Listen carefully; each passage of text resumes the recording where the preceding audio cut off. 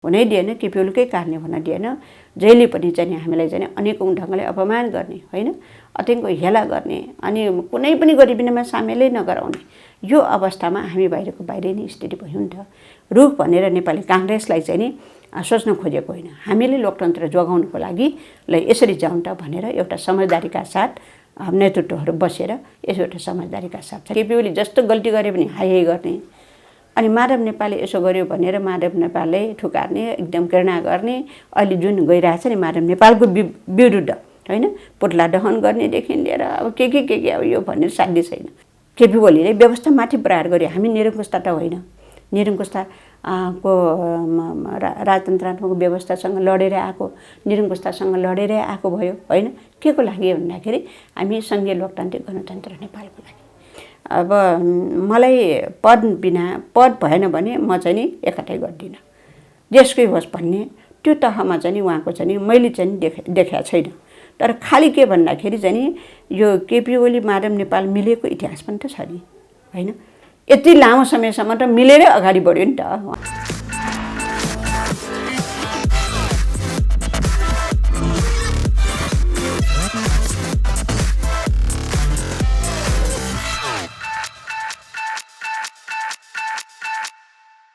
नमस्ते, स्वागत छ canadaNepal.com मा। म छु मोनिका सिंह। तपाईँ हेर्दै हुनुहुन्छ कार्यक्रम सार्थक प्रश्न र आज सार्थक प्रश्नमा हामीसँग कुराकानी गर्नका लागि एमाले उपाध्यक्ष अष्टलक्ष्मी साक्य हुनुहुन्छ क्यानाडा नेपालको स्टुडियोमा। अहिलेको समसामयिक राजनीतिक विषय र अब हुँदै गरेको पार्टीको आन्तरिक विवाद भनौँ या जति पनि विवादहरू छ त्यो कसरी समाधान हुन्छ, पार्टी कसरी अगाडि बढ्छ र तमाम नेपालको राजनीतिक अवस्थालाई समेट्ने प्रयत्न गर्नेछु। स्वागत गरौँ क्यानाडा नेपालमा। स्वागत छ क्यानाडा नेपालमा। धन्यवाद। आरामै हुनुहुन्छ? ठिक छ। सर्वप्रथम त धेरै बधाई छ, ओलीको सरकारलाई हटाएर देउबाको सरकार बनाउन सफल हुनुभयो। कतिको खुसी हुनुहुन्छ? अब खुसी भन्दा पनि अत्यन्तै चुनौतीपूर्ण स्थिति छ यति बेला होइन, र खुसी हुने स्थिति छैन।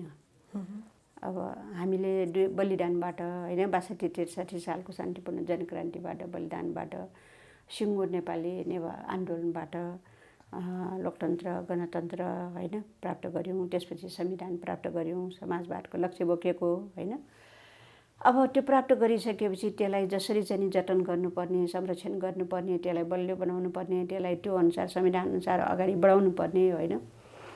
अब केपी ओलीको सरकारले चाहिँ नि सक्नु भएन, सकेन नि भन्नु पर्यो होइन। यसले गर्दाखेरि चाहिँ अब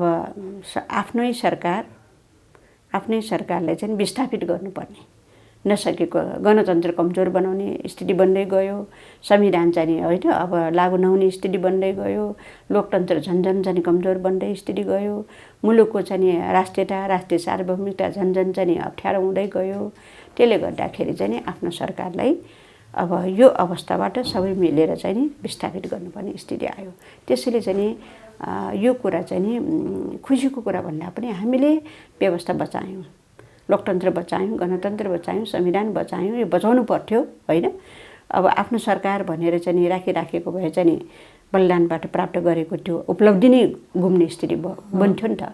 त्यसो भएकोले त्यो उपलब्धि जोगाउनुपर्छ भन्ने कुराहरूलाई लिएर हामी यसरी गयौँ। त्यसैले खुसीको कुरा भन्दा पनि अब अझै पनि चुनौती चाहिँ छ भन्ने चाहिँ ठान्दछौँ।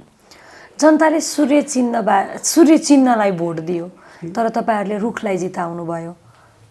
अब त जनता समक्ष जाँदाखेरि कसरी जाने भन्ने पनि एउटा प्रश्न उठ्छ नि सबैमाझ होइन? त्यस्तो लाग्दैन मलाई। किन भन्दाखेरि हाम्रो नेपाली जनताहरू लोकतन्त्रप्रति अझै अत्यन्तै प्रतिबद्ध छ, गणतन्त्रप्रति अझै चाहिँ समर्पित छ होइन। र यो संविधान ल्याउनको लागि यति दुःख गरेको अवस्था छ सिङ्गो नेपाली जनताले होइन। अब त्यसो भएको हुनाले चाहिँ नि जनताले नेपालको राजनीतिमा चाहिँ राम्रै चासो राखेको छ भन्न ठान्छु म होइन। सक्रिय नहुनेहरूले पनि चासो चाहिँ राखेको अवस्था देख्छु म।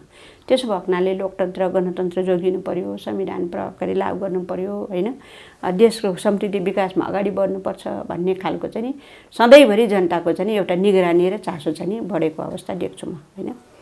अब त्यसले गर्दाखेरि चाहिँ यो अवस्था यो बाध्यता हो भन्ने कुराहरू हामीले पनि बुझेका छौँ, नेपाली जनताले पनि बुझेको छ। त्यसैले यो बाध्यता यो नेकपा एमालेको लागि चाहिँ अत्यन्तै चाहिँ अप्ठ्यारो परिस्थिति यो बाध्यता हो। र यसले गर्दाखेरि चाहिँ नि लोकतन्त्र बचाउनको लागि कम्युनिस्ट पार्टी होइन, लोकतन्त्र बचाउनको लागि, गणतन्त्र बचाउनको लागि सूर्य रुख भनेर हुँदैन होइन। यो त चिन्ह न हो। मुख्य कुरा त चाहिँ नि सबै राजनीतिक दलहरूको लागि त पहिलो कुरा त लोकतन्त्र हो नि त, गणतन्त्र हो नि त। यदि लोकतन्त्र तपाईँले चाहिँ नि गुमाउने स्थिति भयो भने त कुनै पनि पार्टी रहँदैन नि त, नेकपा एमाले मात्रै होइन। त्यसो भएको हुनाले हामीले चाहिँ नि पार्टीको भावनाभन्दा माथि उठेर लोकतन्त्र जोगाउनको लागि मैले अघि पनि भने नि अप्ठ्यारो परेको लोकतन्त्रलाई जोगाउनको लागि हामी सबै चाहिँ राजनीतिक दलहरू यो अवस्थामा चाहिँ मिल्ने चाहिँ बाध्यता स्थिति सिर्जना होइन। केपी ओली गलतै भए पनि तर एमाले भित्रैबाट अर्को मान्छे पनि खोज्न सकिन्थ्यो या अर्कोलाई प्रधानमन्त्री बनाउनका लागि प्रस्ताव लगेर जान सकिन्थ्यो। किन कङ्ग्रेसबाट नै यो त काहीँ न काहीँ आफ्नै पार्टीभित्र बसेर आफ्नो पार्टीलाई भन्दा अर्कालाई प्राथमिकता दिँदाखेरि काहीँ न काहीँ जात फाल्या जस्तो भयो कि भन्ने टाइपको कुराहरू पनि आउँछ क्या। त्यो गर्न सक्ने सम्भावना पनि त थियो नि त। त्यसरी अलि अप्ठ्यारो हुन्थ्यो, त्यसरी गर्दाखेरि अलि अप्ठ्यारो हुन्थ्यो। किन आफ्नै पार्टीभित्र अब यदि त्यो वातावरण भएको भए त बेग्लै हुन्थ्यो नि। जस्तो कि चाहिँ तपाईँलाई यहाँलाई थाहा छ, हामी नेकपा एमाले भइसकेपछि होइन, नेकपा एमाले भयो नि, माओवादीसँग एकीकरण गरिसकेपछि केपी ओलीले नै एकीकरणको चाहिँ सक्रियता देखाउनु भयो, एकीकरण गर्नुभयो। उहाँ त्यही कारणले प्रधानमन्त्री बन्नुभयो, त्यही बलबाट प्रधानमन्त्री बन्नुभयो होइन। तर पछि चाहिँ एकीकरण भइसकेपछि हामी नेकपा भइराख्यौँ। केपी ओलीले चटक्कै चाहिँ नेकपाको पार्टलाई छोडेर त्यो चाहिँ नि एकीकरणको पार्टलाई छोडेर चाहिँ उहाँ छुट्टै भयो। यसले गर्दाखेरि चाहिँ नि त्यो बेलादेखि हामीलाई तनाव चाहिँ सुरु भइसकेको थियो कि। अनि अब त्यसपछि चाहिँ फर्केर आइसकेपछि पनि सर्वोच्चले त आफ्नो आफ्नो ठाउँमा जाऊ भनेर भनिसकेपछि त हामीले नेकपा एमालेमै फर्किनु पर्यो, नेकपा छोडेर आउनु पर्यो। छोडेर आइसकेपछि पनि हामी नेकपा एमाले भएर चाहिँ नि त्यहाँ बैठकमा बस्ने, घरभित्र जाने भनौँ न, घरभित्र जाने, बैठकमा बस्ने, छलफल गर्ने, सिङ्गै एउटा परिवार जस्तो हुनै सकेन, हुनै दिएन। केपी ओलीकै कारणले हुन दिएन। जहिले पनि चाहिँ हामीलाई चाहिँ अनेकौँ ढङ्गले अपमान गर्ने होइन, अत्यन्तको हेला गर्ने, अनि कुनै पनि गरिबिनमा सामेलै नगराउने यो अवस्थामा हामी बाहिरै नै स्थिति भयो नि त। यसले गर्दाखेरि यदि मुलुकमा यो समस्या आइराखेको अवस्थामा हामी एकटिका भइदिएको भए, सिँगै नेकपा एमाले भइदिएको भए त त्यो पनि सम्भावना हुन्थ्यो होला। अब केपी ओलीले सकेन होइन, र अब छलफल गरौँ, नयाँ ढङ्गले जाउँ, यही पार्टीलाई स्थापित गरौँ, यही पार्टीको सरकार चाहिँ यसलाई पुनर्व्यवस्थित गरेर जाउँ भनेर सकिन्थ्यो होला। त्यो बिल्कुल वातावरण चाहिँ हुने भएन। जसले गर्दाखेरि हामीले चाहिँ नि अरू अब यो सहयात्री भनौँ न, आन्दोलनको सहयात्री होइन, अब यो गणतन्त्रको आन्दोलनको सहयात्री, लोकतन्त्र आन्दोलनको सहयात्रीहरूसँग हामी मिलेर यो अवस्थालाई चाहिँ यो चाहिँ हिजोको होइन केपी ओलीको स्थितिलाई चाहिँ अन्त्य गर्नको लागि होइन, यो अवस्था ल्याउनको लागि चाहिँ लोकतन्त्र, मैले फेरि पनि भन्छु, लोकतन्त्र जोगाउनको लागि यतिसम्म चाहिँ जानुपर्ने स्थिति भयो। तपाईँहरूकै नेता होइन, भीम रावल, योगेश भट्टराई, घनश्याम भूषाल लगायतका मान्छेले माधव नेपालले 10 बुँदे सम्झौता मान्नु भएन, हामी भोट पनि दिँदैनौँ बरु भनेर बसेको। त्यो गरे भए पनि त मिल्थ्यो नि काहीँ न काहीँ। बरु आफ्नै माधव नेपाल समूहले भनौँ न भोट नदिएको भए पनि देउवाले त विश्वासको मत पाउनु हुँदो रहेछ। अनि किन आफ्नै पार्टीभित्रकै नेताहरू पनि, माधव नेपाल प्यानलकै नेताहरू पनि यस्तो गर्दै हिँडिरहनु भएको छ त? अब मैले भने नि सबभन्दा अप्ठ्यारो क्षण मैले महसुस गरेको है, अब अरूले त कसले आफ्नो आफ्नो सोच्ने कुरा हो। मैले अहिले कम्युनिस्ट आन्दोलनमा लागिरहँदाखेरि होइन, म चाहिँ अब 28 सालदेखि लागेको, अहिलेसम्म आइपुग्दाखेरि धेरै आरो अवरो अप्ठ्यारोहरू पार गर्दै यहाँसम्म आइपुग्या हो होइन। तर अत्यन्तै अप्ठ्यारो अवस्था यो क्षण भनेको नि मैले आफैले पनि विश्लेषण गरेको छु, अत्यन्तै अप्ठ्यारो क्षण चाहिँ नि जस्तो लाग्छ मलाई। त्यसले गर्दाखेरि चाहिँ हामी भित्रै चाहिँ तनाव सिर्जना भयो, विमेल सिर्जना भयो होइन, द्वन्द्व सिर्जना भयो र एक ठाउँमा बस्न नसक्ने स्थिति सिर्जना भयो। पानी बाराबारको जस्तो घर परिवारमै चाहिँ होइन बाराबारको जस्तो स्थितिमा पुग्यो। यसले गर्दाखेरि चाहिँ न हाम्रो भित्र हार्दिकता भयो, न हाम्रो भित्र एकताको कुरा त हुनै भएन होइन, छलफलको कुरा त परै जाओस् यो अवस्था भयो। यसले गर्दाखेरि हामीलाई मैले भने नि धेरै अप्ठ्यारो, धेरै तनावको अवस्था थियो। त्यसमा पनि नेकपा माधव र हामी जुन झलनाथ खनाल समूह भन्छौँ नि त, नेकपा एमाले भए पनि हामी त्यसभित्र त झनै समस्या। किन भन्दाखेरि हामीसँग त आधार साँच्चै नै भन्दाखेरि पार्टीको आधार भनेको त केही पनि थिएन नि त। हामी आफैले भेला राख्यौँ, हामी आफैले चाहिँ कमिटी निर्माण गरेर होइन आफ्नै ढङ्गले मात्रै हो यो हाम्रो चाहिँ सिङ्गो शक्तिलाई बचाउनुपर्छ, जोगाउनुपर्छ, बलियो बनाइराख्नुपर्छ, एकताबद्ध बनाइराख्नुपर्छ भनेर अगाडि बढेको होइन। अब 10 बुँदे प्रस्तावको सवालमा चाहिँ अब मलाई के लाग्छ भन्दाखेरि अब म त्यसरी त म हेर्दिनँ होइन, तर 10 बुँदे प्रस्ताव चाहिँ पुर्याउँछ त्यो ठाउँसम्म पुर्याउनुको लागि पनि धेरै कठिन भयो, कार्यदललाई कठिन भयो। यदि कठिन नभएको भए बिचमा कार्यदल विस्थापितै हुने थिएन नि त। कार्यदललाई चाहिँ होइन त्यहाँ त रोक्ने कामै भयो, विघटन गर्ने कामै भयो नि। यदि एकता चाहेको भए, केपी ओलीले साँच्चीकै एकता चाहेको भए यो कार्यदल विघटन हुने पनि थिएन। खुरु मजासँग चाहिँ राम्रोसँग छलफल हुन्थ्यो र अहिलेसम्ममा त हामी त नेकपा चाहिँ भनौँ न एमाले त योभन्दा धेरै फराकिलो भइसक्थ्यो, एक ठाउँमा भइसक्थ्यो होइन, एकताबद्ध भइसक्थ्यो, यो अवस्थासम्म आउने थिएन भन्ने लाग्छ मलाई। त्यसो भएको हुनाले केपी ओलीले एकता चाहेको छैन, अहिले पनि म उयो देख्दैछु होइन। यसले गर्दाखेरि कार्यदल अहिले विघटन गरिसक्यो। अब कार्यदलले भीम रावल होइन नेता अब त्यसपछि लगायत कार्यदलको साथीहरू स्थायी कमिटीको बैठक बस्यो। स्थायी कमिटीको बैठक बस्दाखेरि उहाँले चाहिँ रोक्न जानुभयो, तपाईँ अहिले नगर्नुहोस्, यो तनावमा यो रिसारिसमा चाहिँ बैठक बस्ने काम नगर्नुहोस्, यसले चाहिँ द्वन्द्व सिर्जना गर्छ, झन् हाम्रो चाहिँ एकतालाई पर पुर्याउँछ। त्यसो भएको हुनाले अहिले रोक्नुहोस्। त्यसपछि थोरै चाहिँ अब माधव नेपाल होइन अब केपी ओलीको बिचमा चाहिँ अलिकति चाहिँ नजिक ल्याएर वातावरण चाहिँ सिर्जना गरेर छलफल गर्ने आधार बनाऊ। त्यो बन्दै थियो, त्यो अलिकति बन्दै पनि थियो कि आधार बनाऊ, कसरी पार्टी एकता हुन सक्छ त भनेर छलफल गरौँ होइन। एकता नहुनु त कुरै छैन, तर आधारहरू खोज्नु पर्यो होइन। अब मनमुटावलाई कम गर्नु पर्यो, एक ठाउँमा बसेर छलफल गर्ने वातावरण हुनु पर्यो। यसरी गरौँ भनेर यो क्रमशः पनि यो पनि भइरहेको थियो। तर चाहिँ अन्तिममा चाहिँ कार्यदलले विघटन गर्नुभयो, उहाँले स्थायी कमिटीको बैठक रोक्नै मान्नु भएन होइन। र हामीलाई चाहिँ त्यहाँ आओस् नआओस् मतलब छैन। माधव नेपाल त चाहिँ आउँदै नआओस्, माधव नेपाल त चाहिँ त्यहाँ चाहिँ छिर्नै टिम्किनै दिन्न जस्तो चाहिँ अब उहाँले अभिव्यक्ति गरिराख्नु भएको छ। त्यसो भएको हुनाले यसले गर्दाखेरि यो सिर्जना भएको छ। यसले गर्दाखेरि अस्ति हामीहरूको चाहिँ भोटिङमा पनि होइन अब अलि चाहिँ अप्ठ्यारो स्थिति आइपर्यो भन्नु पर्यो कि को कता जस्तो होइन। अब माधव नेपालले एकातिर जस्तो, भीम रावल अर्कोतिर जस्तो, कार्यदलको साथीहरू चाहिँ बिचल्ली भएको जस्तो होइन। त्यो त्यही त काहीँ न काहीँ भनौँ न माधव नेपालको पनि त गल्ती होला नि त। जसरी कुरा आउँछ नि मनमोहन अधिकारी प्रधानमन्त्री हुँदाखेरि माधव नेपालले टेर्नु भएन रे भन्ने कुरा आज केपी ओलीको पालोमा पनि भनौँ काहीँ न काहीँ टेर जस्तो देखियो। एमालेको परम्परा नै यस्तै हो कि ओली मात्रै गलत हो, माधव नेपाल गलतै हुनुहुन्न, के हो यो के भइरहेछ भन्ने? होइन, यस्तो हुन्छ पार्टीभित्र गल्ती कमी भनेको त आखिरमा दुधले धोएको व्यक्ति भन्छ नि, त्यसमा पनि कम्युनिस्ट पार्टीभित्र कोही हुँदैन कि, मै पनि हुँदैन। म पनि मेरो पनि केही पक्ष राम्रो होला, केही पक्ष त मेरो पनि कमजोरी हुन्छ, किन यो स्वाभाविक कुरा हो र यो चाहिँ द्वन्द्ववादी नियम पनि हो होइन। तपाईँको पनि त्यस्तै होला, सबै मान्छेहरूको चाहिँ राम्रो नराम्रो गुण अवगुण भनेको भइहाल्छ। त्यसो भएको हुनाले चाहिँ अब केपी ओलीको मात्रै सम्पूर्ण दोष होइन, माधव नेपालको छैन होला, म त्यसरी सोचेकै छैन होइन। प्रत्येक त्यहाँभित्रको सदस्यहरूको पनि राम्रो पनि गुण हुन्छ, नराम्रो पनि हुन्छ। केपी ओलीभित्र पनि चाहिँ केही राम्रा गुणहरू पनि होला, तर अत्यधिक चाहिँ खराब गुणहरू भयो, खराब अवगुणहरू भयो, जसले गर्दाखेरि पार्टी अप्ठ्यारोमा पर्यो। यत्रो दुःख गरेर बलिदान गरेर होइन यो जेलनेल खाएर निरङ्कुश पञ्चायत कालदेखि चाहिँ बचाउँदै जनताको बिचमा है खाइ नखाइ सङ्गठन निर्माण गरेर यसरी चाहिँ बचाएर ल्याएको नेकपा एमाले हो नि त। अब यसलाई चाहिँ जोगाउनु पर्थ्यो, यसलाई बलियो बनाउनु, झन् बलियो बनाउनु पर्थ्यो। मुलुकको चाहिँ एउटा नेतृत्व गरेर चाहिँ होइन समृद्धि विकासमा चाहिँ जनताको अगाडि चाहिँ जानु पर्थ्यो, तर अब पटक्कै सकेन। त्यसो भएको हुनाले चाहिँ अब यसको मूल चाहिँ दोषी किन त भन्दाखेरि उहाँ अध्यक्ष, पार्टीको अध्यक्ष होइन र अझ देशको प्रधानमन्त्री, अनि देशको प्रधानमन्त्री हुने अनि पार्टीको अध्यक्ष हुने अनि त्यसपछि सबैलाई समेट्न नसक्ने भने त उहाँको मूलको कुरा हो नि त होइन। त्यसो भएको माधव नेपाललाईसँग पनि उहाँले चाहिँ ल आउनुहोस् बसौँ छलफल गरौँ भनेर भन्न सक्नु पर्थ्यो, मन फराकिलो बनाउन सक्नु पर्थ्यो कि।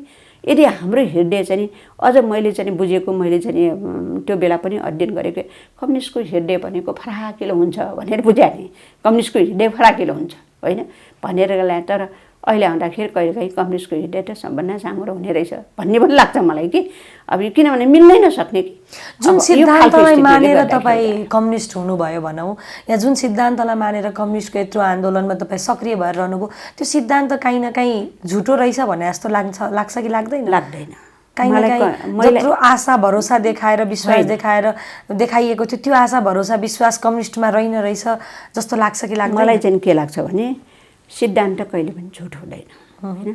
सिद्धान्तलाई कसरी प्रयोग गर्ने होइन, त्यो चाहिँ विचारलाई कसरी प्रयोग गर्ने, त्यसको नीति कार्यक्रमलाई कसरी प्रयोग गर्ने, मुख्य कुरा यो हो।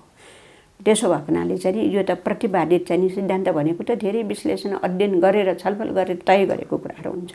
तर आफ्नो देशमा लागू गर्दाखेरि होइन, आफ्नो देशमा लागू गर्दाखेरि चाहिँ त्यो लागू गर्ने कर्ताहरू हामी भनौँ न, हाम्रो देशको कम्युनिस्ट सिद्धान्त बोक्ने लागू गर्ने व्यक्तिहरू भनौँ या नेताहरूमा चाहिँ त्यो कम्युनिस्टको सिद्धान्तै छैन। होइन, सिद्धान्त छैन, होइन, सिद्धान्त हामीसँग छ होइन। जस्तो कि चाहिँ नि हामीले भर्खर बहुदलीय व्यवस्था आउँदाखेरि अनि हामी त मार्क्सवाद लेनिनवादलाई मान्छौँ होइन। मार्क्सवाद लेनिनवाद भनेको यो जीवन दर्शन हो, विश्वकै जीवन दर्शन हो होइन। र यसले चाहिँ परिवर्तनको पक्षधर होइन, परिवर्तनलाई चाहिँ यसले चाहिँ स्वीकार छ होइन। यथास्थितिलाई स्वीकार गर्दैन, द्वन्द्ववादलाई स्वीकार गर्छ। यस्ता धेरै कुराहरू छन् यसको पक्षहरू। त्यसो भएको हुनाले हामी पनि मार्क्सवाद लेनिनवादलाई चाहिँ जीवन दर्शनको रूपबाट अगाडि बढाइरहेछौँ, मार्गदर्शक सिद्धान्तको रूपबाट अगाडि बढायौँ। बहुदल आउने बित्तिकै चाहिँ हामीले के सोच्यौँ भन्दाखेरि रुसमा कम्युनिस्ट ढल्यो होइन, कम्युनिस्ट पार्टी ढल्यो र जनताले स्वीकार्न सकेन। किन भन्दाखेरि त्यो आँखा चिम्लिएर मार्क्सवाद लेनिनवादलाई स्वीकार गर्ने स्थिति बनायो, लगायत चाहिँ अब धेरै कुराहरू भयो। र नेपालमा पनि चाहिँ हामीले मार्क्सवाद लेनिनवादलाई हामी मार्गदर्शक सिद्धान्तको रूपबाट अप्नाइरहँदाखेरि यसलाई आँखा चिम्लेर स्वीकार गर्नु हुँदैन। हाम्रो देशको माटो कस्तो छ, हाम्रो देशको वस्तुस्थिति कस्तो छ होइन, हाम्रो देशको चाहिँ अवस्था कस्तो छ, त्यसलाई अध्ययन गरेर त्यसलाई चाहिँ एउटा सृजनात्मक प्रयोग भन्छौँ नि हामीले, सृजनात्मक प्रयोग गरेर अगाडि बढ्नुपर्छ भनेर अनि मदन भण्डारले नै अगाडि सार्नुभयो नि त जनताको बहुदलीय जनवाद भनेर होइन। जनताको बहुदलीय जनवाद भनेको त्यो बेला हामीले मार्क्सवाद लेनिनवादलाई सृजनात्मक प्रयोग गरेर लागू गर्नुपर्छ भनेर त्यसरी अगाडि बढाएको हो। त्यसले नै सफल बनाएर हामीलाई यहाँसम्म ल्याएको हो नि त। त्यो सफल भयो, त्यसले अगाडि बढायो। नभए त हामी त बहुदल आउने बित्तिकै त हामी पनि त अन्यल थियौँ नि त। किनभने भर्खर भूमिगतबाट माथि उठेको, खुल्ला परिवेशमा आएको, कसरी जाने, कसरी बुझ्ने, कसरी चाहिँ यसलाई चाहिँ व्यवस्थित गर्ने भन्ने थिएन नि त। यसरी प्रयोग गरेको हुनाले यहाँसम्म आइपुग्यो। अब अहिले त नयाँ परिस्थिति छ नि त, अहिले त गणतन्त्र छ हामीसँग होइन। त्यसो भएको हुनाले चाहिँ हामीले चाहिँ कुनै पनि कुरालाई चाहिँ आँखा चिम्लेर भन्दा पनि त्यसलाई चाहिँ विश्लेषण गरेर होइन, द्वन्द्ववादी ढङ्गले विश्लेषण गरेर त्यसलाई चाहिँ परिस्थिति अनुकूल चाहिँ लागू गर्न नसक्दाखेरिको परिणाम पनि हो यो। त्यसैले चाहिँ सिद्धान्त आफै नै बेठिक हुँदैन, तर सिद्धान्तलाई प्रयोग गर्ने कर्ताहरू, नेतृत्वहरू भनौँ न, त्यो नेतृत्व गलत भयो भने उसले ठिक ढङ्गले त्यसलाई बुझेन, ठिक ढङ्गले लागू गरेन भने फेल हुन्छ। त्यसैले आज चाहिँ केपी ओली यही भएको हो। केपी ओलीले कम्युनिस्ट सिद्धान्तलाई राम्रोसँग बुझ्न सकेको पनि छैन, त्यो ग्रहण गरेको पनि छैन होइन। र त्यो ढङ्गले चाहिँ उसलाई चाहिँ अहिलेको परिस्थिति अनुसार चाहिँ जान सकेन पनि, त्यो ढङ्गले नीति कार्यक्रमलाई चाहिँ पछ्याउन पनि सकेन। महाधिवेशनबाट, हाम्रो 9 महाधिवेशनबाट त मजासँगै चाहिँ नीति कार्यक्रम पारित गरेका छौँ त, हाम्रो त छ नि त। अब चुनावको चुनावमा जाँदाखेरि त मजासँग घोषणापत्रै चाहिँ निर्माण गरेर तयार गरेर जनताको बिचमा यो गर्छौँ है, हामीले सरकारमा जाँदाखेरि हामी यो गर्छौँ, यसरी गर्छौँ भनेर तयारी गरेका छ नि। त्यसलाई पछ्याइदिएको भए पनि व्यवस्थित हुन्थ्यो नि त। अब त्यो सबै कुराहरू भएन। अब त्यसले गर्दाखेरि उहाँले चाहिँ साँच्चै नै भन्दाखेरि जनताको भावनालाई होइन, देशको वास्तविक स्थितिलाई अब बुझ्ने कोसिस पनि गरेन, बुझेन पनि।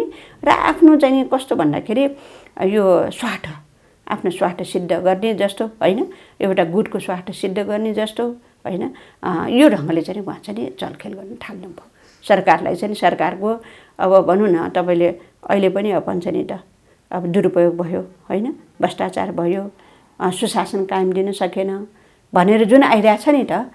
अब यस्तो तरिकाबाट अगाडि बढेपछि त अब समस्या सिर्जना नगर्नु। कतै एमाले भित्रभित्र मिलेर जनतालाई अल्मल्याउने कोसिस गरिरहेको त होइन, किनभने न एमाले फुट्न सकेको छ न जुट्न सकेको छ। अनि काहीँ न काहीँ मान्छेहरूले त्यो पनि भ्रम पनि हुन थाल्यो क्या, एमाले भित्रभित्र मिलेर अल्मल्याइरहेको हो कि नत्र फुट्ने भए त फुटिहाल्थ्यो नि भन्ने कुरा पनि हुन्छ, जुट्ने भए त जुटिहाल्थ्यो नि, आए दिन यस्तो किन भन्ने पनि भइरहेछ नि, के छ भित्री कुरा? यो पनि मैले भने नि, यो एकपक्षीय विश्लेषण भन्छु म के। अब मिलिहाल्ने, जुटिहाल्ने, फुटिहाल्ने सजिलै के, यो हुनै सक्दैन। तपाईँले एउटा आफ्नो घर परिवारमा त गाह्रो छ होइन, यो त यत्रो विशाल पार्टी हो, यो पार्टी सिद्धान्तले प्रतिपादित गरेको होइन, त्यसलाई चाहिँ नि डोर्याइराखेको होइन। अब यस्तो खालको अवस्थामा चाहिँ नि भन्ने बित्तिकै फुटिहाल्ने, मन नमिल्ने बित्तिकै फुटिहाल्ने, अनि मन मिल्ने बित्तिकै जुटिहाल्ने, यो खालको हुँदैन। यसको आधार छ होइन, यसको चाहिँ नि नीति छ, यसको कार्यक्रम छ, के आधारमा मिल्ने होइन, हामी के आधारमा एकता गर्ने, के आधारमा मिल्ने, के आधारमा पार्टी निर्माण गर्ने, के आधारमा चाहिँ कमिटीलाई व्यवस्थित ढङ्गले सञ्चालन गर्ने, के आधारमा जनतालाई चाहिँ राहत दिने हो होइन। यी तमाम कुराहरू चाहिँ एउटा सिस्टमभित्र छ कि सिस्टमेटिक ढङ्गले अगाडि बढ्छ, एउटा नीतिगत ढङ्गले अगाडि बढ्छ, एउटा प्रोग्रामेटिक ढङ्गले होइन, प्रोग्राम कार्यक्रमको हिसाबले अगाडि बढ्छ। त्यसो भएको हुनाले चाहिँ नि अब मैले अघि पनि भने नि, यो फुट्ने र जुट्ने कुरा चाहिँ नि यो बिना केही पनि चाहिँ नि नभएको ठाउँमा कहीँ पनि केही पनि हुँदैन, त्यो हुँदै सक्दैन। त्यो फेरि कम्युनिस्ट पार्टीभित्र त झनै हुँदै सक्दैन। तर के त भन्दाखेरि सबभन्दा डरलाग्दो भनेको तपाईँले अघि भन्नुभयो जस्तै किन जुट्छ त भनेर भन्दाखेरि स्वार्थ, व्यक्तिगत स्वार्थ, गुटगत स्वार्थ, समूहगत स्वार्थ होइन। यो कुरा चाहिँ हावी भयो भने कम्युनिस्ट पार्टी सिद्धान्तमा छैन, विचारमा छैन, नीतिमा छैन होइन। अनि यो ढङ्गले चाहिँ गयो भने कम्युनिस्ट पार्टी सजिलै स्वार्थमा आधारित भयो भने, गुटमा आधारित भयो भने कम्युनिस्ट पार्टी फुट्छ। र त्यसरी स्वार्थमा आधारित, गुटमा आधारित, समूहमा चाहिँ केन्द्रित होइन, अब यसरी भयो भने फेरि सजिलै मिल्छन् पनि। यो नभए सिद्धान्तको हिसाबले त यसरी चाहिँ हुनै सक्दैन। एमाले पार्टीभित्र चाहिँ जसले देउबा माधव नेपाल समूह जसले चाहिँ देउबालाई मत दिनुभयो, उहाँहरू चाहिँ पार्टीमा नआउने भन्ने निर्णय भएको थियो भन्ने कुराहरू आयो। अब कुन मुख लिएर एमालेमा जाने भन्ने कुराहरू पनि आउँछ नि, जसले चाहिँ मत दियो उहाँहरू चाहिँ। अब त्यसरी हेर्न थाल्यो भने त हामीले कसैलाई छुनु पनि भएन। अब कसैले चाहिँ नि अब सहज रूपबाट ल यसरी जाउँ त भनेर भन्नु पनि भएन। लोकतन्त्रमा त्यस्तो हुन्छ भन्ने मलाई लाग्दैन। हामी सबै लोकतन्त्र प्रेमी हौँ, गणतन्त्र प्रेमी हौँ। हामी कोही निरङ्कुश छैनौँ होइन। र निरङ्कुशतालाई त तिलाञ्जली दिएर सङ्घर्ष गरेर त्यसलाई बलिदान द्वारा निषेध गरेर ल्याएकै हो नि त। त्यसो भएको कारण लोकतन्त्रवादीहरूको बिचमा चाहिँ नि यति सङ्कीर्ण, यति चाहिँ छुनै नहुने है होइन। तपाईँ चाहिँ रुख भएको हुनाले तपाईँले छुनै हुँदैन, तपाईँ सूर्य भएको हुनाले तपाईँले चाहिँ एकदमै चाहिँ होइन अब छुनै हुँदैन। अनि सूर्य मिल्ने, रुख मिल्ने होइन, यस्तो भनेर चाहिँ यो सङ्कीर्णता चाहिँ नि बाट माथि उठ्नुपर्छ भन्छु। यो चुनावको बेलामा चाहिँ स्वस्थ प्रतिस्पर्धा हुन्छ राजनीतिक दलहरूको बिचमा होइन। तर चाहिँ अरू बेलामा चाहिँ नि लोकतन्त्र कमजोर हुन लाग्यो, लोकतन्त्र धरापमा पर्न लाग्यो, लोकतन्त्र खतरामा पर्न लाग्यो भने यस्तो बेलामा सम्पूर्ण कुरा त्यागेर मैले भने नि पार्टीभन्दा माथि उठेर लोकतन्त्र जोगाउनुको लागि एक ठाउँमा बस्नै पर्छ, आउनै पर्छ। त्यसो भएको हुनाले पनि हामीले मैले अघि भने नि रुख भनेर नेपाली काङ्ग्रेसलाई चाहिँ नि सोच्न खोजेको होइन। हामीले लोकतन्त्र जोगाउनुको लागि ल यसरी जाउँ त भनेर एउटा समझदारीका साथ नेतृत्वहरू बसेर एउटा समझदारीका साथ चाहिँ अगाडि बढ्न खोजेको होइन। अब त्यसो भएको हुनाले चाहिँ यसरी हेर्नु चाहिँ सङ्कीर्णता हो भन्छु म। यो सङ्कीर्णता, यही सङ्कीर्णता राख्यो भने चाहिँ हामी अगाडि बढ्नै सक्दैन, एकता बढ्नै सक्दैन। फराकिलो एकता भन्छ नि होइन।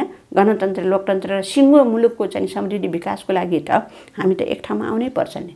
अझ मेरो प्रश्न कुरा त हामी चाहिँ जुन प्रतिपक्ष सत्तापक्ष भन्छौँ नि, मेरो एकदम प्रश्न मान्यता त गणतन्त्रमा त आउँदाखेरि त हामी त मुलुकको समग्र विकासको एउटा साझा एजेन्डा बनाउनुपर्छ भन्छु म त। साझा एजेन्डा एक्लैको म सत्तामा गएँ मेरो एजेन्डा जस्तो होइन, प्रतिपक्षले विरोध गरे जति राम्रो भए पनि विरोध गरिराख्ने होइन। यो खालको बन्नु हुँदैन। कम्ती साझा एजेन्डा बनिसकेपछि त्यो एजेन्डा कम्तीमा राम्रो भइसकेपछि प्रतिपक्षले पनि स्वीकार गर्नुपर्छ। तब मात्रै देश अगाडि बढ्छ, त्यस मात्रै देश विकास हुन्छ भन्ने चाहिँ मलाई लाग्छ। यो संस्कार चाहिँ नि अब अहिले हामीले विकास गर्नै सकेका छैन। हिजो मात्र महेश बस्नेतले पार्टी छोड्नु अब एमाले भन्ने नैतिकता नै छैन भनेर माधव नेपाललाई अल्टिमेटम दिनुभएको छ, के भन्नुहुन्छ? पार्टी छोड्नु भनेर भन्नुभयो? हजुर, नैतिकता भए चाहिँ पार्टी छोड्नु भनेर नै भन्नुभएको छ। अब यस्तो युवाहरू, अब युवै भन्छु म, यस्तो युवाहरूले यसरी सोच राख्नु पनि यो बेठिक हो भन्छु म। युवाहरू त अझै चाहिँ युवाहरूले त अब मन फराकिलो राख्नुपर्ने होइन र ठिकलाई ठिक बेठिकलाई बेठिक भनेर अगाडि बढ्नुपर्ने, अझै सहज वातावरणमा चाहिँ कसरी मेलमिलाप गराउने, पार्टीलाई फराकिलो बनाउने होइन र कसरी मेलमिलाप गराउने भनेर सोच्नुपर्ने। मैले भने नि गल्ती नगर्ने मान्छे केपी ओलीले गल्ती नगरेको भए केपी ओली हटाउनु पर्थ्यो त। आज किन केपी ओलीको विरोधमा सिङ्गो राष्ट्र छ होइन? अनि त्यसो भइसकेपछि त अब केपी ओलीको बारेमा चाहिँ केपी ओली जस्तो गल्ती गरे पनि हाई हाई गर्ने, अनि माधव नेपालले यसो गर्यो भनेर माधव नेपालले ठुकार्ने, एकदम घृणा गर्ने, अहिले जुन गइरहेछ नि माधव नेपालको विरुद्ध होइन, पुतला दहन गर्नेदेखि लिएर अब के अब यो भनेर साध्य छैन, यस्तो गरिरहेछ, यो अत्यन्तै चाहिँ गलत काम गरिरहेछ भन्छु म। यसले चाहिँ संस्कार सिकाउँदैन, संस्कृति सिकाउँदैन होइन। एउटा नयाँ संस्कृति नयाँ संस्कार हामीले कसरी सिक्ने होला भन्छु म कि। अब मन नपर्ने बित्तिकै ठुकिहाल्ने होइन, अब पुरानो हुन्छ नि होइन। अब यो त गइसक्यो। अब यस्तो पुरानो जमानामा चाहिँ चित्त नबुझेपछि चाहिँ अब त्यो धारे हात लगाएर गाली गर्ने अनेकौँ भन्छ नि, यस्तो खालको संस्कार चाहिँ अब हामीले त्याग्नुपर्छ। हामीले त मैले अघि पनि भने लोकतन्त्र चाहिँ नि हामीलाई चाहिने रे, गणतन्त्रमा हामीलाई चाहिने होइन, तर संस्कार चाहिँ विकास नगर्ने। अनि चित्त नबुझेपछि चाहिँ जम्मैलाई चाहिँ परपर हुट्याइदिने, अलग राखिदिने होइन, त्यसलाई निषेध गरिदिने। त्यसरी निषेधको राजनीतिले लोकतान्त्रिक संस्कार विकास हुँदैन, लोकतन्त्र बलियो हुँदैन। ओलीले बारम्बार संसद विघटन गर्नु गल्ती थियो होला, तर राम्रा काम नगरेका त थिएनन् होला नि। खोप जनताले लगाइराखेका छन्, बारम्बार भनौँ न विभिन्न ठाउँहरूमा उद्घाटनहरू भयो, पहिला पनि मैले भनेकै थिएँ, धेरै राम्रा कामहरू पनि थिए। त्यो राम्रो कामलाई याद गरेर पनि पार्टी एकता गरेर फेरि मिलेको भए हुन्थ्यो नि। सबै काम नराम्रै गरे भन्ने त छैन नि होइन र? तपाईँले एकदम ठिक भन्नुभयो। नराम्रो सबै नराम्रो भनेर यसरी चाहिँ नि हेर्नु पनि हुँदैन, हेरेको पनि छैन र कतिपय त राम्रो कामहरू गरेको पनि छ। तर तुलना गर्दाखेरि राम्रो कामको अगाडि नराम्रो काम धेरै भयो, गलत काम धेरै भयो होइन। लोकतन्त्र विरोधी कामहरू भयो, गणतन्त्र विरोधी काम भयो। तपाईँले बलिदानबाट ल्याएको यो व्यवस्थालाई नै धरापमा पार्ने गरी उहाँले चाहिँ त्यो गतिविधि गरेपछि त उहाँको चाहिँ 2-4टा चाहिँ उद्घाटन गरेको राम्रो कुराहरू जुन ल्याएको छ त्यो त सबै गौण भयो नि त, गौण भयो नि त। व्यवस्थामाथि प्रहार गर्यो कि उहाँले, केपी ओलीले व्यवस्थामाथि प्रहार गर्यो। हामी निरङ्कुशता त होइन, निरङ्कुशताको राजतन्त्रात्मक व्यवस्थासँग लडेर आएको, निरङ्कुशतासँग लडेर आएको भयो होइन। के को लागि भन्दाखेरि हामी सङ्घीय लोकतान्त्रिक गणतन्त्र नेपालको लागि र समाजवादको लक्ष्य प्राप्त गर्नुको लागि भनेर लडेर आएको नि त। तर अहिले चाहिँ लडेर यहाँसम्म आउने अनि भरे केपी ओलीले चाहिँ यो सबै सिद्ध्याउने, यो व्यवस्था नै धरापमा पार्ने, सबै सिद्ध्याउने, त्यसपछि फेरि निरङ्कुशता हाबी गर्ने, लाग्ने, जनतालाई सम्पूर्ण अधिकार जनताको खोज्ने, बलिदानबाट प्राप्त गरेको अधिकार खोज्ने। यसले यो कदम चालेको हुनाले, यो चाहिँ गतिविधि अगाडि बढाएको हुनाले उहाँलाई चाहिँ यो स्थिति उहाँले यो भोग्नु परेको। तपाईँहरूसँग सङ्ख्या नपुगेर हो पार्टी नफुटेको? सङ्ख्या नपुगे पार्टी फुट्नलाई त सङ्ख्या चाहिँदैन नि त। तपाईँले चाहिँ अब चित्त बुझेन भने चाहिँ के भएर जतिजना पनि अलग बस्न सक्ने स्थिति त नभएको होइन, तर फुटलाई प्रशय दिनु हुँदैन भन्ने मान्यता हो मेरो चाहिँ एकदमै होइन। र फुट्न सकिन्छ, मैले भने फुटेर चाहिँ यत्रो पार्टी पनि बन्न सक्छ, यत्रो पार्टी पनि बन्न सक्छ, कत्रो पार्टी भन्ने होइन, बन्न सक्छ। तर के को लागि पार्टी बनाउने, के को लागि पार्टी बनाउने, यो महत्त्वपूर्ण कुरा हो कि यो पार्टीले चाहिँ मैले बनाएको पार्टीले चाहिँ मुलुक हाँक्न सक्छ कि सक्दैन, मुलुकको लागि भूमिका खेल्न सक्छ कि सक्दैन, राष्ट्रियताको लागि चाहिँ यसले चाहिँ महत्त्वपूर्ण चाहिँ कदम चाल्न सक्छ कि सक्दैन होइन, यसले विकास निर्माण चाहिँ महत्त्वपूर्ण चाहिँ भूमिका निर्वाह गर्न सक्छ कि सक्दैन, यो महत्त्वपूर्ण कुरा हो। किन धेरै पार्टी हुने, तर पार्टी धेरै हुने अनि एक आपसमा नमिल्ने होइन, अनि पार्टी चाहिँ ले ठोस भूमिकाहरू खेल्न नसक्ने, यो खालको चाहिँ हुँदैन। त्यसो भएको हुनाले मेरो एकदम प्रष्ट कुरा, कम्युनिस्टहरू पनि अबको दिनमा कम्युनिस्टहरू पनि चाहिँ नि बृहत कम्युनिस्ट एकता हुनुपर्छ र एक ठाउँमा बस्नुपर्छ। धेरै कम्युनिस्ट पार्टी बनाएर नि र साना टुक्रा कम्युनिस्ट पार्टी बनाएर मेरो त पार्टी छ नि भनेर चाहिँ नि देखाउने डाँट भन्छ नि, यो खालको गर्नु हुँदैन। र यसले चाहिँ नि ठेक्न पनि सक्दैन, यसले मुलुकले ठेक्न पनि सक्दैन पार्टीहरूलाई। त्यसो भएको हुनाले चाहिँ नि यो कम्युनिस्टहरू एक ठाउँमा बस्नुपर्छ र बृहत वामपन्थी एकता गर्नुपर्छ। वामपन्थी एकता भन्छ नि, कम्युनिस्ट एकता, वामपन्थी एकता गरेर र एउटा व्यापक चाहिँ वामपन्थी एकता गरेर मुलुकको हितको लागि, देश र जनताको हितको लागि होइन, देशको जनताको भविष्य निर्माणको लागि, यो मुलुकको समृद्धिको लागि अब हामीले चाहिँ यो एजेन्डा मात्रै बनाएर सम्पूर्ण त्यागेर अगाडि बढ्नुपर्छ भन्ने कुराहरू सोच्नै पर्छ। यदि यसरी सोचेन भने आफ्नो स्वार्थ, अब पदको स्वार्थ के, म प्रधानमन्त्री हुने कि नहुने, म मन्त्री हुने कि नहुने, कसरी चाहिँ अस्वस्थ प्रतिस्पर्धा गर्ने, कस्ता कस्ता मान्छे ल्याउने होइन। तपाईँले त देखिराख्नु भएको छ नि अहिले सरकार गठन गरिरहँदाखेरि पनि, हिजैदेखि गठन गरिरहँदाखेरि पनि के राम्रै राम्रा मान्छेहरू मात्रै चाहिँ मन्त्री बनिएको छ र? अत्यन्तै अस्वस्थ ढङ्गले पनि त अगाडि बढाएको छ नि त होइन। त्यसले चाहिँ देशलाई चाहिँ राम्रो गरिराखेको छैन, लोकतन्त्रलाई राम्रो गरिराखेको छैन। अनि चाहिँ कस्तो भन्दाखेरि इमान्दार मान्छेहरू पछाडि पर्छन् होइन, नैतिकवान मान्छेहरू पछाडि पर्छन्। यही हो नि हो नि त, यस्तो खालको राजनीति, इमान्दार मान्छेहरू, नैतिकवान मान्छेहरू, चरित्रवान मान्छेहरू पछाडि पर्ने गरी यो खालको चाहिँ अस्वस्थ प्रतिस्पर्धा राजनीतिमा यो पनि चाहिँ अब हामीले अबको दिनमा चाहिँ हामीले छोड्नुपर्छ। देश र जनताको हितमा साँच्चै नै इमान्दारीपूर्वक मैले लाग्ने कि नलाग्ने, खट्ने कि नगल्ने, मैले असल चरित्र निर्माण गर्ने कि भित्र पनि, अरू पार्टीहरूभित्र पनि होइन। अब घरमा त आवश्यक छ अहिलेको अवस्थामा। तपाईँले चाहिँ आफ्नो छोराछोरीलाई जबरजस्त गर्न थाल्यो भने, हिजोको जस्तो कुटेर पिटेर छोराछोरी टलाउँछ नि, यो गर्न थाल्यो भने अहिले त मान्छन्। त्यसो भएको हुनाले पनि यसरी चाहिँ हुँदैन। र मैले भने नि, लु हाम्रो देशमा लामो समयदेखि सामन्यवादी व्यवस्था भयो, निरङ्कुश व्यवस्था भयो, राजतन्त्रात्मक व्यवस्था भयो, शासकहरू निरङ्कुश भए होइन। त्यसैले गर्दाखेरि जनताले त्यो अन्यायबाट, उत्पीडनबाट, अत्याचारबाट अब हामी मुक्त हुनुपर्छ। हामी नेपाली चाहिँ दास भएर होइन, हामी साँच्चै नै सार्वभौम नेपाली भएर बाँच्नुपर्छ भन्ने उद्देश्य राखेर, त्यो भावना राखेर लडेर, पटक पटक पटक लडेर, जेल खाएर, यातना खाएर, दुःख खाएर यो ठाउँसम्म आइपुगेर आज चाहिँ गणतन्त्र प्राप्त भएको छ, समाजवादको लक्ष्य प्राप्त भएको छ। यसलाई जोगाउनुको लागि अब राजनीतिक दलहरू कुनै आफ्नो स्वार्थ नराखिकन, व्यक्तिगत स्वार्थ नराखिकन देश र जनताको हितमा, राष्ट्रियताको हितमा एकजुट भएर अगाडि बढ्नुपर्छ, लोकतन्त्र बचाउनुपर्छ। निर्वाचित अध्यक्षलाई भनौँ न, हारेको अध्यक्षले चाहिँ मैले भनेको जस्तो गर, होइन भने म तेरो सरकार ढाल्छु भनेर भन्न मिल्छ?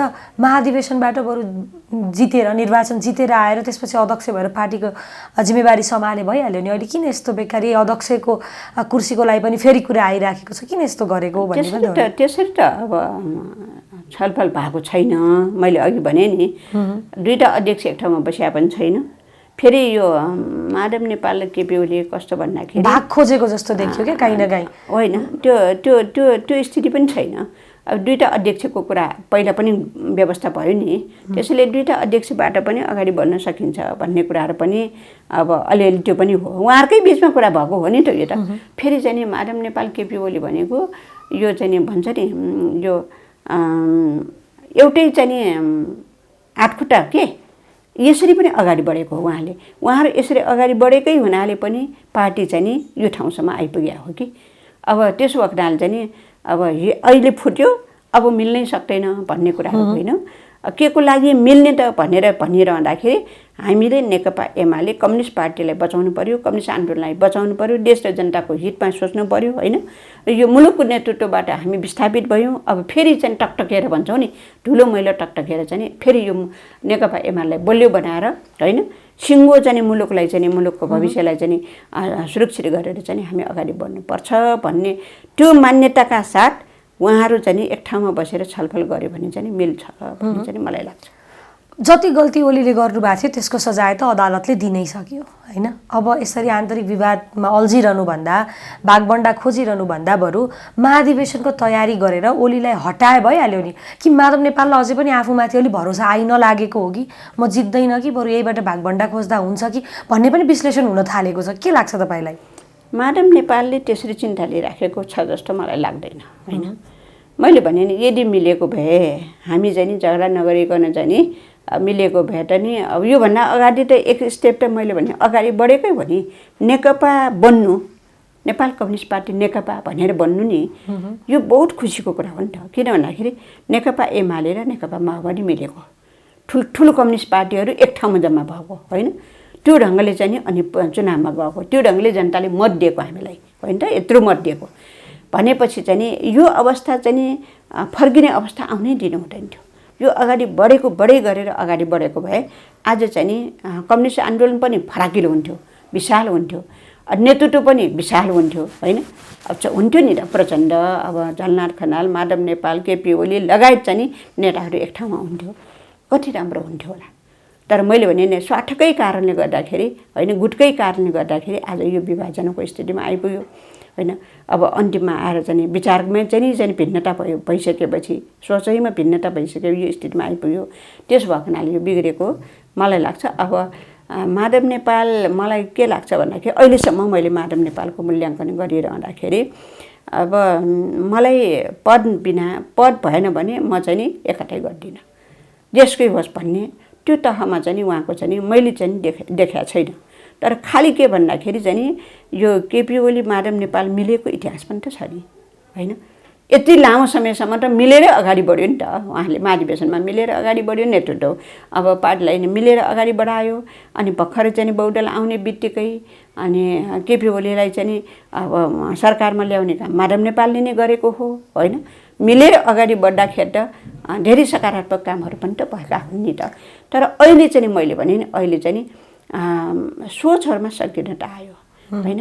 अत्यन्तै गुटगट मानसिकताको विकास भयो, स्वार्थ मानसिकताको विकास भयो होइन।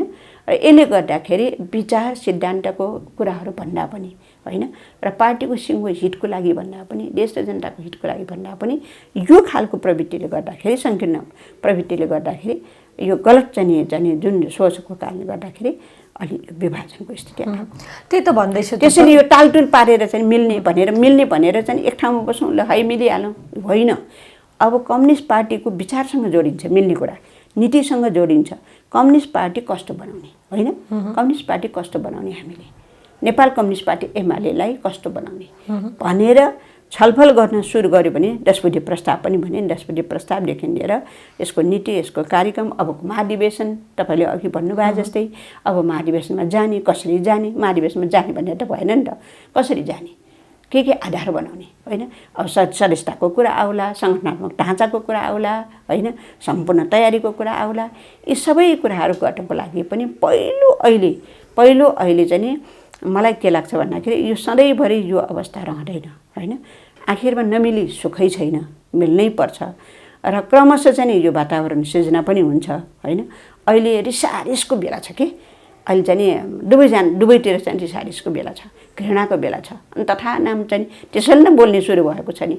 यो बिस्तारै चाहिँ कति दिनको रिस, कति दिनको घृणा, यो कति पटक गर्ने होइन। यो सम्पूर्ण कुरा भइसकेपछि बिस्तारै आफैले महसुस गर्न थालिसकेपछि अनि दुईजनाको बिचमा बिस्तारै वातावरण सृजना हुन्छ। नेकपा एमाले एक टेका भएर अगाडि बढ्छ, यो अर्को विकल्प छैन। सम्झौता नि नमान्ने, बैठकमा पनि नजाने, अनि निकास कसरी मिल्छ त? ठ्याक्कै भूमिका नमादेर 1 2 3 मा भनिदिनुहोस् त। सम्झौता यस्तो छ, अब सम्झौता त पहिला त मैले भने दुईवटा नेताको बिचमा हुनु पर्यो। हामी गएर हुँदैन कि केपी ओली र माधव नेपाल बस्नु पर्यो र यसरी जाउँ है, हामी यसरी जाउँ है, ल 10 बुँदे प्रस्ताव हो भने 10 बुँदे प्रस्तावमा यसरी जाने, ल यसरी बैठक डाक्ने होइन, ल यसरी चाहिँ अगाडि बढ्ने भनेर दुईजना नेताको बिचमा कुराकानी हुने बित्तिकै धेरै खुल्ला घोडाका खुल्ला ढोका चाहिँ खुल्ला हुन्छ। त्यसपछि अनि बैठकमा जाने सबै वातावरण पनि सृजना हुन्छ। यो मैले भने यो बिचमा चाहिँ यो सुरुवात भइसकेको थियो, यो वास्तवमा सुरुवात भइसकेको थियो। तर अहिले चाहिँ यो जुन तनाव आयो नि त, यो ठ्याक्कै चाहिँ सत्ता चाहिँ अब खेलको सवाललाई लिएर चाहिँ अहिले जुन तनाव सिर्जना भयो यसले चाहिँ अब केही समय चाहिँ बिठोलिन्छ होइन। यो आत्तिएर पनि हुँदैन, अब झगडै भइसक्यो, अब यस्तो खालको गरिसक्यो भनेर ल मिल भनेर पनि हुँदैन होइन। तर क्रमशः चाहिँ यो ठन्डा दिमागले सोच्दै स्थितिको विश्लेषण गर्दै यसरी हुँदैन, हामी मिलेर गएन भने देशले दुःख पाउँछ, जनताले दुःख पाउँछ, लोकतन्त्र सिद्धिन्छ, गणतन्त्र सिद्धिन्छ, राष्ट्रियता कमजोर हुन्छ भन्ने सोचका साथ चाहिँ माथि उठ्नै पर्छ, उठ्छ पनि। अनि त्यसपछि चाहिँ नेकपा एमाले एकजुट भएर जान्छ। तर समय धेरै लाग्दैन, मलाई त्यो विश्वास छ मलाई। अनि बैठकमा नजाने, सम्झौता नमान्ने चाहिँ किन गरेको त्यस्तो? होइन, बैठकमा नजाने त कारणहरू छन्। किन भन्दाखेरि हामीले भनिरहेको छौँ माधव नेपाल सहितको एकता हो। हामी चाहिँ म गएर हुँदैन र योगेश भट्टराई गएर हुँदैन घनश्याम भुषाल गएर भीमरावल गएर हुँदैन, अथवा त्यो समूह चाहिँ कार्यदलको समूह गएर हुँदैन कि। कम्तीमा पनि एकता भनेको माधव नेपाल र केपी ओलीको बिचको एकतालाई बलियो बनाउने हो, पार्टी बलियो बनाउने हो भने है। उहाँहरू चाहिँ भनेको चाहिँ हाम्रो अभिभावक जस्तो हो, कम्युनिस्ट पार्टीको नेताहरू हुनु। जगन्नाथ कमल अहिले बिरामी भएको हुनाले उहाँले सक्नु भएको छैन। त्यसपछि चाहिँ अनि त्यसपछि हामी दोस्रो पुस्ताका नेताहरू जुन छौँ नि त, उता पनि छ यता पनि छ, त्यसपछि हो। त्यसो भएको हुनाले हामीले चाहेको एकता भनेको माधव नेपाल सहितको एकता हो, उता पनि चाहिँ केपी ओली सहितको एकता हो। यो बेगर चाहिँ गर्नु थाल्यो भने अनि गाह्रो हुन्छ। त्यसैले चाहिँ यो प्रयास गरौँ। बैठकको कुरा त ठुलो कुरै भएन, बैठकमा जाने कुरा त केही पनि गाह्रो छैन। मन मिलेपछि त बैठकमा त 1 सेकेन्ड जानै सकिन्छ, बस्न सकिन्छ, छलफल गर्न सकिन्छ, फेरि खुसीका साथ अगाडि बढ्न सकिन्छ। त्यो ठुलो कुरा हो। भीम रावलले मतदान गर्नुभन्दा बरु राजीनामा दिन्छु भनेर राजीनामा दिनुभयो, त्यसलाई के भन्नुहुन्छ? पार्टीको एउटा हुनहार नेता, अब धेरै जिम्मेवारी बोकेको नेता भीमराव कमरेडले मलाई पनि थाहा छैन राजीनामा किन दिनुभयो भनेर होइन। मलाई लागेको थियो अब उहाँ त संयोजक हो नि त, कार्यदलको संयोजक हो, अब सल्लाह गरेर गर्नु पर्थ्यो होइन। अचानक यसरी चाहिँ गर्नु हुँदैन थियो भन्ने चाहिँ लागिरहेछ। तर उहाँसँग कुराकानी गर्न पाएको छैन होइन। अब गरि त सक्यो, गरि त हाल्नुभयो होइन। त्यसो भएको हुनाले अब उहाँलाई के चित्त बुझाएको छैन, त्यो चित्त नबुझेको कुरा चाहिँ अझै बुझ्न बाँकी छ। त्यसो भएको हुनाले चाहिँ मलाई के भन्दाखेरि समस्या सृजना भएको बेलामा होइन, बेमेलको बेलामा, तनाव आइराखेको बेलामा हामीले स्थितिको विश्लेषण गरेर मात्रै धैर्य धारणा गरेर निर्णय लिनुपर्छ भन्छु म। एउटा कम्युनिस्टको लागि मात्रै होइन, सबैको लागि नै। अनि हामीले उत्तेजनामा आएर चाहिँ निर्णय दियो भने धेरै कुराहरू बिग्रिन्छ भन्ने लाग्छ। त्यसो भएको हुनाले अब भीमराव कमलले किन त्यसो गर्नुभयो मैले सबै कुराहरू बुझ्न सकिनँ। त्यसैले उहाँको बारेमा म धेरै अहिले भन्न सक्दिनँ होइन। तर चाहिँ नि त्यसरी नगएको भए हुन्थ्यो भन्ने चाहिँ त्यति चाहिँ लागेको छ मलाई। झन्डै 2/3 सरकार चल्न सकेन, टिक्न सकेन भनौँ न, शान्तिपूर्ण त झन् टिकेन। अब झन् गठबन्धनको सरकार यति सहज तरिकाले चल्ला त, प्रचण्डले यति सहज तरिकाले चलाउन देला नि त। यहाँ पनि भागभण्डाको खेल छ नि त। उपेन्द्र यादव समूह अलग छ, महन्त शाह ठाकुर समूह अलग, माधव नेपाल समूह अलग, माओवादी केन्द्र अलग छ, काङ्ग्रेसमा आफ्नै पनि छ।